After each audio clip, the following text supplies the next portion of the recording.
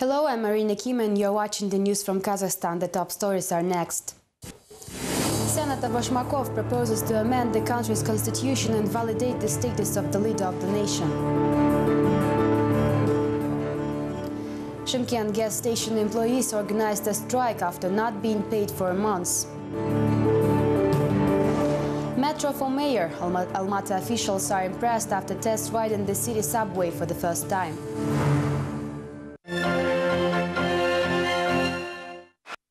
It seems that the main law of the country will be rewritten yet again. Senator Anatoly Bashmakov says he might pursue his idea of the constitutional ratification of President Nazarbayev's status of the leader of the nation.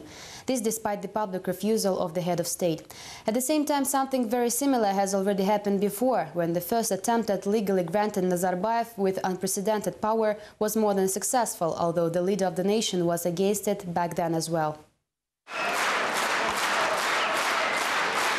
Members of the Assembly of Peoples of Kazakhstan reacted to the proposal to constitutionally ratify Nursultan Nazarbayev's status of the leader of the nation with an extended ovation. The initiative was read by Anatoly Bashmakov, who also cited all achievements of the head of state. The speaker was repeatedly interrupted by the universal jubilation, and only the president seemed indifferent to the process, although temporarily. The status is not granted by any law or the constitution. Of course, I'm flattered, but don't touch our constitution.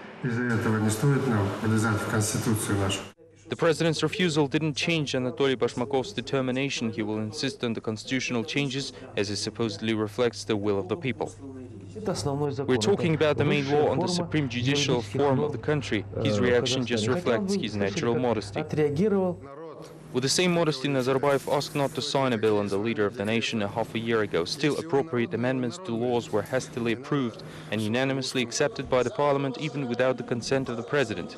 He never signed them, but didn't decline them either, which was a first in the history of the country's legislation. The law itself was signed for some reason by speakers of both parliamentary chambers, as well as the prime minister. The new initiative invokes the feeling of déjà vu. The ruling elite welcomed the idea, but also wholeheartedly endorsed the refusal of the leader of the nation. I don't think this is necessary, as the authority is recognized by the people and not laws, just as the president said. I believe the head of state is above all these laws and proposals. He spoke about himself. He is the true leader of the nation. This is already the second attempt to make the status of the nation's leader even truer, supposedly to even further reinforce its legal form. The fact that the constitution will have to be rewritten for this purpose yet again doesn't surprise anyone. After all, many politicians repeatedly joke that Kazakhstan's main law is akin to a pupil's draft book. It can be changed time after time after time.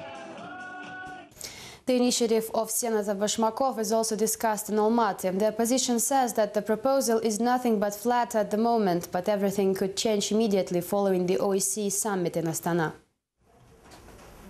The news from the parliament made Janna Baitelova, a reporter of the newspaper Golos Respubliki, write a new article and also recall her 10 days administrative arrest. The journalist appealed to courts with the demand to recognize as illegitimate the decision of the governmental trio of Muhamedjanov, Tokayev and Masimov to grant President Nazarbayev the title of the leader of the nation. The courts refused to examine her petition, and in response Baitelova threw manure at the porch of the court building. Now the journalist claims it might be time for new protest actions.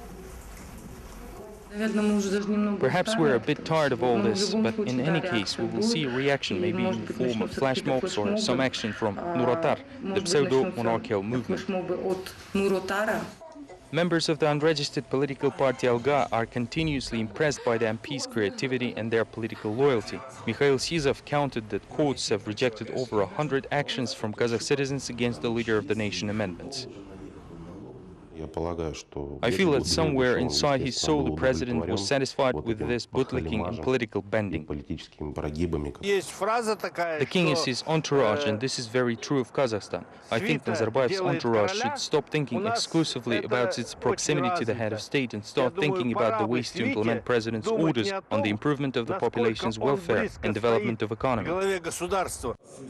The status of the leader of the nation was already legitimized in a number of separate articles of the constitution, constitution, says an analyst of the Political Decisions Institute, Maxim Kaznachev.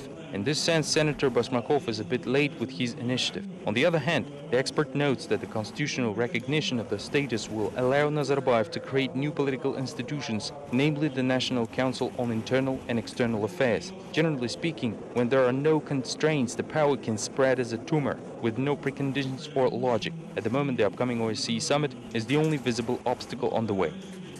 The OSCE summit will have to be conducted by the authorities in a light format with maximum demonstration of democracy. It is not in the state's interest to escalate the situation on the eve of the event.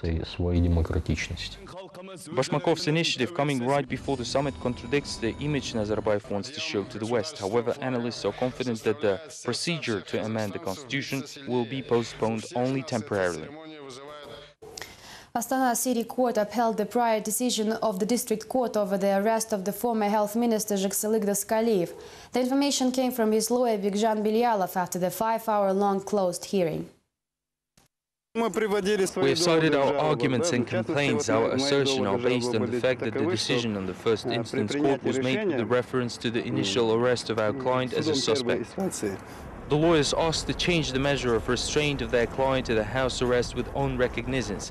However, the judge rejected the motion. The charges against Daskaliev were pressed in last September. He's suspected of abusing power and receiving bribes in especially large amounts. Despite the poor health condition, the court sanctioned the arrest of the former minister until December 12, 2010 to complete the investigation of the criminal case. At the moment, Daskaliev is detained in the Astana investigation ward. The lawyers of the ex-official claim he cannot move on his own, even using crutches. The new Education Minister Bakhtjan Zhumagulov participated in the Thursday's 80th anniversary celebration of the Agrarian University. Over the years, the school graduated a number of famous politicians, including the incumbent city mayor Akhmedjan Yesimov, who was also present at the event.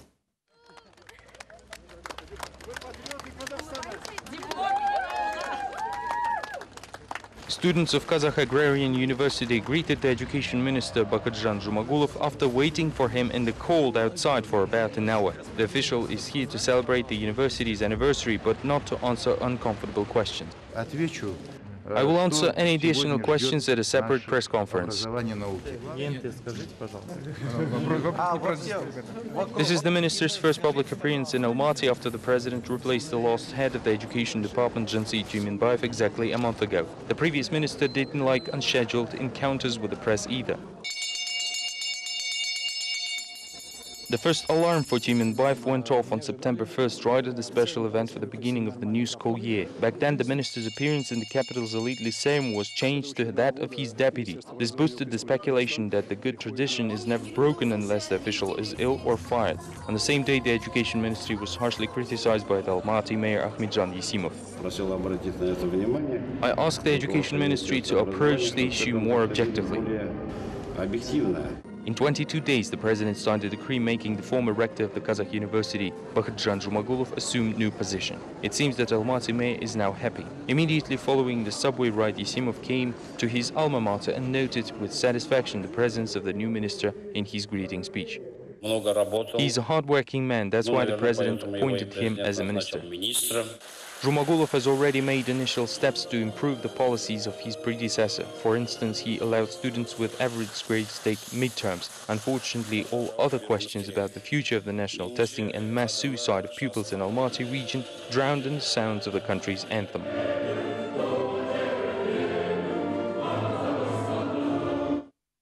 In addition to participating in the university's celebration, the Almaty mayor also found time on Thursday to test-ride the city subway system. Despite the train being pushed by special haulers, the official liked the experience and later told journalists subway will be his choice of transportation after retirement.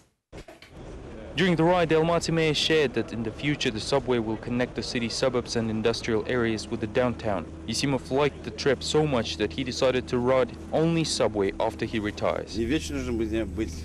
Of course I will use subway, just look at the congestion outside. I won't be mayor forever, so when I retire and lose my personal driver and escort perks, I will ride subway.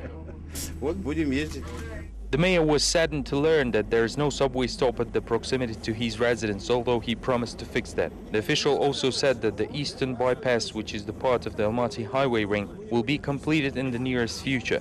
Внимание, поезд отправляется. Следующая станция Жибек-Джолы. In the meantime, the director of the Almaty Metro Construction Company, Murat Uktishbayev, said that the second line with 11 additional stations will be laid much faster, with one stop a year. Uktishbayev believes the gradual launching of station will not only allow the state budget to timely allocate necessary funds for the construction, but also save money. We no longer will be launching entire lines with 8 stations like now. Instead, links between 2 stations will be launched every couple of years. That is what we are working on now, and this proposal will be submitted to the government.